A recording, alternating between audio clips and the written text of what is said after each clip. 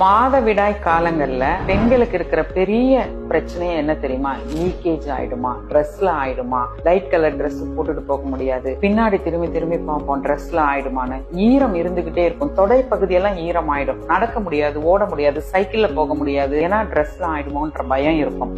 இப்ப XY பிராண்டை எடுத்து ஒரு 30 ml ஊத்தி பாருங்க, சைடெல்லாம் லீக்கேஜ் வரும். அதனாலதான் உங்களுக்கு அந்த கான்பிடன்ட் அவ்வளவு லோவா இருக்கிறதுக்கு காரணம். ஃபெமினைன் பேடுல நீங்க 100 ml ஊத்தி பாருங்க, சைடு லீக்கேஜ் ஒரு டிராப் கூட வராது. நார்மலா ஒரு பெண்ணுக்கு ஒன் டே முழுவதுமே 30 ml தான் வரும். இந்த 30 ml உறிஞ்சுக்கிற பேடு நம்மளோட ஃபெமினைன் பேடு. ஆனையான் இருக்கிறதுனால அந்த 30 ml உறிஞ்சுக்கும். இது ஓவர் ஃப்ளோவே கிடையாதுங்க.